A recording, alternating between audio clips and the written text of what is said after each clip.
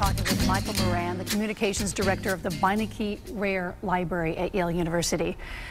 Where do we begin? So we'll start at the beginning. If you haven't been to this library, it is amazing with rare books and rare manuscripts. Just to whet folks' appetite, I want to show people in 5 pictures what the Beinecke Library at Yale University looks like. And its exterior is magnificent, and you will note there are no windows. This is made out of what, Michael? It's made out of white Vermont marble in what's known as a Virendale truss, a granite grid. From Vermont, right? Yeah, right. Yeah. And when it's translucent. And marble. It's held up on 4 pillars. Right. The building itself is a work of art, and lots of people from nearby and all around the world come to see the building, and it really is an extraordinary sculpture and piece of architecture, world-renowned. Now, if you look at the next photo, this is inside. This marble is translucent, and it's only like 1.25 inches thick. Exactly. It's 1.25 inches thick, and it sort of functions as a window, so it allows some natural light in to filter in, as you can see in this picture, without allowing UV rays, which would harm any of us who put a photograph on the windowsill know what direct sunlight does to materials. So this protects the materials, but also gives a warm glow. And one of the things about this picture is you see there's lots of people. The building is alive all the time. There's events and activities. It's free and open to the public 7 days a week. And we'll talk about that. It's not just Yaleys. You can go inside. Right. And there's magnificent stacks. And the second picture, or the third picture here, is this right in the center? It is, and it's another sort of piece of art and architecture. It's a 6-story glass-enclosed stack tower that holds 180,000 codex volumes books, which are only a fraction of the collection, but it sort of whets the appetite. The glass enclosure helps protect the books, allows us to have climate control, but the fact that it's glass and that you can see the books really embodies the mission of the place. It announces these are here, and they're accessible. Have you ever done a photo shoot there with models and whatnot? I would think that, I mean, where else does this exist? Well, it turns out similar things exist because of this. The building opened in October 1963, and 2 years after it opened, Lady Bird Johnson came to visit. She had been sent out by her husband to consider architects and designs for his eventual library that's at the University of Texas. It's said that when Mrs. Johnson came in the building, she looked at this 6-story glass stack tower and she said, "I want one of those." And they did hire Gordon Bunshaft, the same architect, and there's a glass enclosed stack tower at the LBJ Library and Museum down in Austin, and a couple other places, including the British Library, which is much, much older. When they did a renovation not so long ago, they decided to take a page from Beinecke and put in a glass enclosed stack tower. So it's had influence all around the world. It got its name from whom? There were 3 brothers, the Beinecke brothers, who were all alums of Yale. 2 of them were great book collectors. The 3 were all great and loyal sons of Yale. And they came together with the university in the late 50s to create what is the largest dedicated building for rare books and manuscripts in North America, one of, if not the largest in the world. As we look at another photo, this is just an example of what's inside. And Michael, what is this? So you're looking here at 2 of the 4 volumes of John James Audubon's epic Birds of America. Audubon in the early 19th century set out to document all the birds of North America, to document them in nature, and to document them life-size. So it's what's called a double elephant folio that describes how big. Popularly in its day, these were called billiard books, because if you see them up close, you can get a sense in this picture, they're big. So say you had people over to your house for dinner and you wanted to show off these books, it would be helpful to have a pool table to pull them off the shelf and open them. So they were That's how large they are. Yeah, they were called billiard books in that way. And Audubon was an extraordinary artist and scientist, and also really technologically quite innovative. This was about as large as you could print at the time, so it's a massive. And there's 2 on display always. It's a 4-volume set. We have 2 of the 4 volume sets. We change the pages every once in a while, 3 times a year, both so that no single page gets too much exposure, so for conservation purposes, but also for educational purposes. So if you've been to Beinecke 3 months ago, you can be sure that if you come back, among other things that you'll see new pages open here in Audubon's Birds of America. It's one of a number of things that are on permanent view including the Gutenberg Bible. From 1455? Yep, 1454. Which is amazing. Close. Now, when you go inside Beinecke, you can look at this. You can't touch it. Right. Have you ever touched it? Well, even the Gutenberg Bible, which is normally on display upstairs, even occasionally it's brought down to the classrooms. So this past fall, a number of students and faculty in the Yale Divinity School and other scholars had the opportunity. It would be just like, you know, at the desk in front of them, and the ability to read it in that way. Normally we keep it on view because it's such an iconic item, so important in the history of printing and intellectual thought. In some ways, Gutenberg's development of the letterpress printing in the 15th century was like the development of the internet in the 20th century, what it meant for people being able to produce and disseminate knowledge. So it's another item that people from a couple blocks away and from all around the world come to see because it's such an important and exquisite document of human culture. The last photo is where the Beinecke Library is situated on the campus. It's that big white building in the center, and if you haven't been there, you have to go. And we have a lot of ground to cover, and I was in the building years ago, and I need to get back in there. There is so much open to the public, and I said I was going to ask you, what is in there that we don't know about that we might survey? I don't think those of us who work there every day know everything. And you've only been there about a year. Yeah, although I've been around and have done it. I would say that everything that we have is cataloged under Yale's Orbis catalog, which you don't have to be a Yale affiliate to look at the catalog, just as you don't have to be a Yale affiliate to visit. So anybody who's interested wants some procrastination material, we have very healthy procrastination online, and people should visit our website. I think of things that some people know, just one, for example, that always strikes me is we have the prayer book and psalm book of St. Thomas More. And the book itself is interesting because it was St. Thomas More's prayer book. But what's notable about it is he had it in the Tower of London as he was awaiting execution. And in it, he wrote some handwritten notations that are prayer, this sort of epic to set the world at naught. And it's likely this was the last item that St. Thomas More had before he was executed. And to be able to commune with that kind of material, you really have access to the people. And digital has been great for us. We're able to share our collections online. It gets a lot more people interested.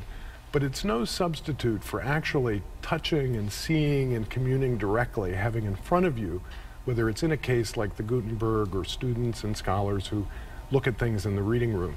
You really get a sense that real human beings made these just items. that they touched it, and they, you know, nobody writes anything anymore, so they actually wrote on something. You said something interesting to me about what you have on your desk right now. Explain that. Well, all of us who work there are doing our best to know what's in the collections, to share with people, whether it's on social media, in exhibitions. So as somebody who does communications, I always want to sort of stay in touch with what's happening. And we use a lot of the calendar. So the other day was Zora Neale Hurston's birthday, the extraordinary 20th century American writer. We have her manuscript of Their Eyes Were Watching God, her handwriting. We have, for example, the papers of the Comte de Rochambeau, who in the American Revolution led the French expeditionary forces to support the American patriots. A letter from George Washington in his hand welcoming him. How was his writing? It's very good. Oh, okay. And then good penmanship. Some of the letters, though, it's interesting, the Washington letters, you'll note, if you look at them, are in a different hand. They're signed with the famous George Washington, but some of the letters in this collection were written by his secretary, who's a fairly well-known person now, Alexander Hamilton. So there's some Alexander Hamilton handwriting as well. I think a lot of folks don't know how accessible Beinecke is. And there are exhibitions all the time. There are tours inside. You brought some more things of exhibitions that are coming up, and what are they? So we're really glad. Last year in 2017, 177,000 people visited Beinecke, most of them coming to the building and for exhibitions, some for studying in the reading room and Yale students for classes. But the bulk of those, probably 150,000 people, came to see the building, the permanent exhibitions and the special exhibitions. We have 3 sets of major exhibitions a year. The next one opens on January 19th and it'll have some of the greatest 19th and really 20th century and even some 21st century, because we collect materials that are made now just as we collect materials that were made a millennia or more I worry ago. about the archivist and how they do their jobs. They are really extraordinary. I have to say, the people who are in cataloging and accessioning, the archivists, the people who bring things in, describe them, make them accessible, are truly heroes. Some of the great heroes of human culture are those people who you're talking about, the archivists and their colleagues who do all of the extraordinary technical services. Because none of these materials have any value if no one knows what they are or where they are. So and there are a million pieces? That behind the scenes work. We have more than 1 million books. That book tower shows about 180,000 books. We have more than 1 million bound book volumes, and literally tens of millions of manuscript pages, notes, photographs, ephemera. And now we even collect what's called born digital material. So floppy disks, hard drives, all kinds of digital material. So it's all kinds of things. People often think of rare books, and we have those, what you would think of as a bound rare book. But it's really documenting human culture to make the past accessible in the present, in the service of the future. You also mentioned that you are seeing an uptick in the people coming to your library. Why is that? I think, you know, in a digital era, part of it is more people know what we have. So we have 2 million images online that if you're in Kazakhstan, or if you're in Fairhaven, or if you're in North Dakota, you can look at 24/7. So part of it's just more people know about special collections like the Beinecke Library. But I think there's also a real yearning for connection, for reality, for authenticity, and you can get that sort of glimpse at it by what you see in digital facsimiles, but there's no substitute. We had someone come in from Mexico City, and we have this extraordinary map from 1565 that shows indigenous land claims in Spanish colonialized Mexico City. And the man asked, you know, why would people come and look at this? And it wasn't, you know, negative, but he just asked, he wondered, you know, when I can see it online. And I said, tell me what you think after you've seen it. And you could see an image online that would be about this big. The actual map is on fig bark paper. And you just get more information, and you get a sense of reality. You connect to reality. You know that the past is accessible. So I think that there's that sort of sense in the current time. And then there's a lot of questions that people have of how did we get to where we are? And archives, that's deep. Archives like the Beinecke, in terms of questions of politics. We have the Federalist Papers, for example. So to understand what was America, we have the pen that Abraham Lincoln used to sign the Emancipation Proclamation. We have the How did you acquire that? Do you acquire things through auction? Come from people donating them, from the Beinecke itself acquiring them, sometimes at auction, sometimes because our curators and our director hear about things, and so they go out and have conversations.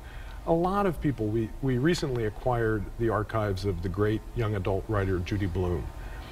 And she's one of many extraordinary creators in our collection of children's literature. We have a really broad collection of children's literature. So it includes people like Judy Blume who are contemporary. And I think part of the reason that people like her are interested in having their papers in a place like the Beinecke, and the Beinecke in particular, is they can be sure that they'll be well taken care of and that they'll be accessible.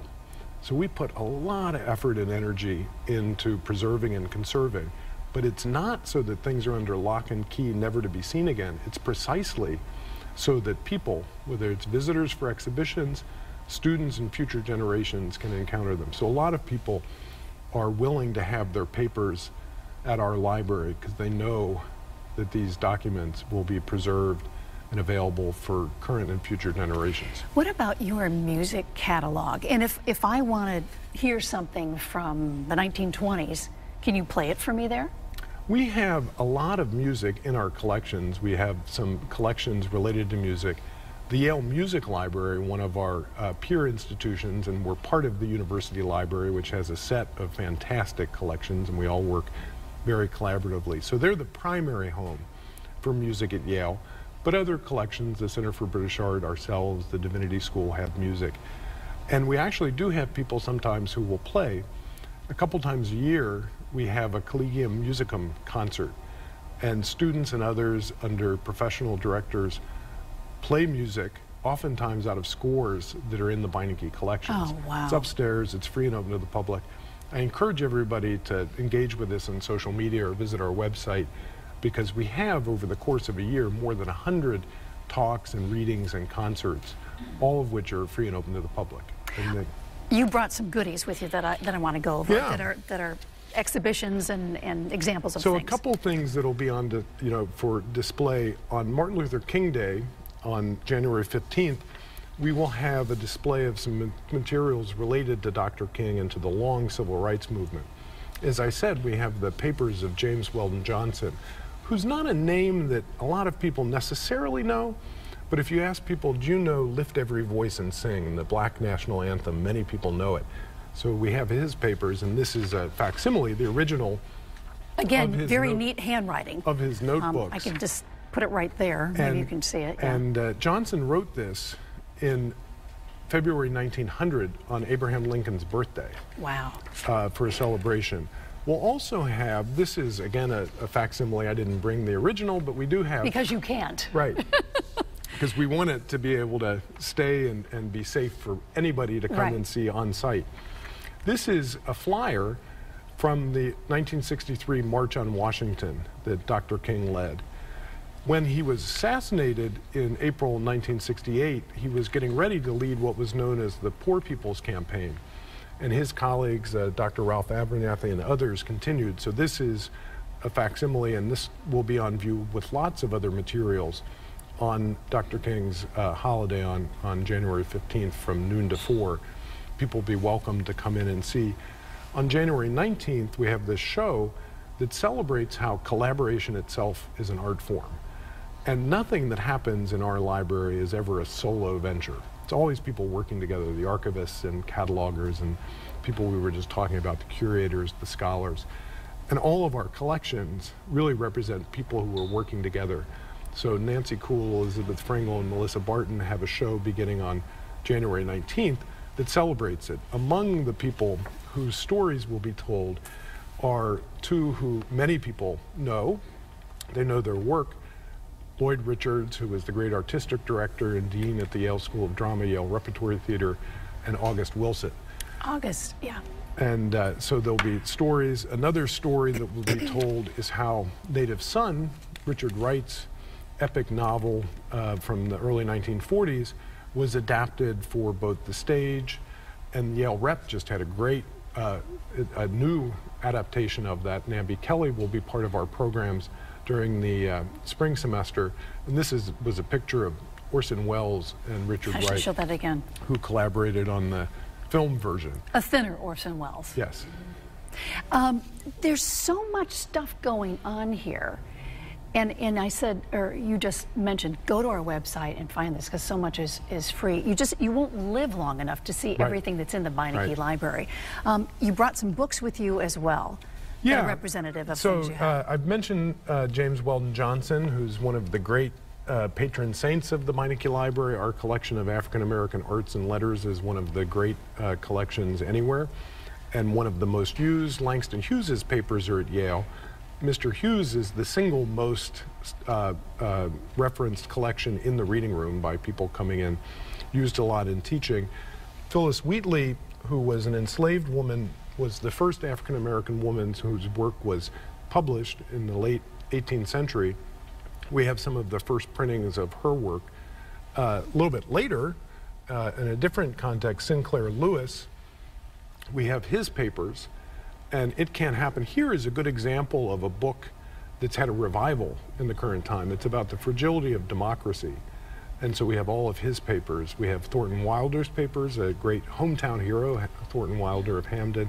So it really is quite extraordinary. And then I also brought somebody who really is an extraordinary artist, Jen Bervin, who lives locally, is a world-renowned and really making some extraordinary poetry. And she's someone who does a lot of work in archives to inform her own work and her own practice. So We have things from a couple thousand years ago, and we have things such as Jen Bervin's work that was made very recently. You mentioned scholars. Do you have them kind of on staff where you can go to them, or do they look at things and say, hey, we should get this out there, or something that you're deciphering, trying to figure out what it is? Our director, we have an extraordinary research, head of research services, librarian, and 7 curators are all specialists and experts. And they're all librarians, which makes them collaborative people. They're people who really are there and in this work because they want to share things. The value proposition in a place like ours is not that the materials have some inherent monetary value, they may, but the value comes from people engaging with them, using them, scholars doing work. And scholars might be Wilbur-Cross High School students. We had the Latin 3 class from Wilbur-Cross High School come and visit some 14th and 15th century manuscripts in Latin. And it might be a fellow who's supported by Beinecke who's on site for 3 months or for the summertime. So it really ranges. We have 10,000 research visits a year in the reading room. Half are not Yale affiliates. You don't have to be a Yale affiliate to do research at the Beinecke. You don't have to have a PhD or be studying for a PhD. You really just have to have a legitimate research purpose. And that's because we really want people to use these collections. And then the exhibitions upstairs, again, get tens of thousands of people, and then oftentimes is sort of the gateway. It's really great to see young people who see these written things, or they see a telegram, and say, what is that? You're right. And it, What's and a it sparks an interest. And not 100% of them will end up becoming scholars, but you know that in those groups, you know, when you have 20 students from Amity High School or from St. Martin de Porres Academy who come in, you know that some of those kids are going to get really excited and that they are the people who you'll see in the future in the reading room doing really intense scholarly work. And we really exist to support all kinds of audiences, broad public audiences, and some of the most exquisite, really deep scholars in all kinds of fields. Are you at liberty to say whether you're trying to acquire something right now for the Beinecke? I mean, this must be an ongoing situation, even though you have a million different manuscripts. All of the special collections libraries, such as the Beinecke, are in conversation all the time with lots of people, with living creators, with auction houses, with people who may have things. And then occasionally, you know, curators are going to call from somebody that says, you know, my great-grandmother passed away and there was a trunk. I mean, those things actually do happen. So there's a variety of ways that materials come in, and there's a lot of conversations that people are always having, and that's just like our colleagues at special collections libraries all around the country and all around the world. As communications director, and I don't know if you've done this yet, but I suspect that you have, when you're just opening or just closing and you walk around the Beinecke, what are your thoughts? How blessed. My colleague Nancy Kuhl, who's been at Beinecke a few more years than I have, when I started working there, and I knew the place, but I didn't really know it, said that when she started, she worried that she'd get jaded. And she now laughs at her younger self. And I get that. I think all of us who work there get that. It is more interesting and exquisite the more often you go in, and I think those of us who work there every day can say that. And so I think there's a sense, a profound sense of gratitude and blessing that these are materials that are here, that we have some individual role, and collectively the team at Beinecke in keeping them for the current generation and knowing that they will be available for future generations as well. Michael Moran, thank you so much for coming on and just giving us a slice of what Beinecke Rare Library is all about. And I've got to get over there soon. Yeah, look forward to having you. Thanks so much for having me on, Ann. You bet.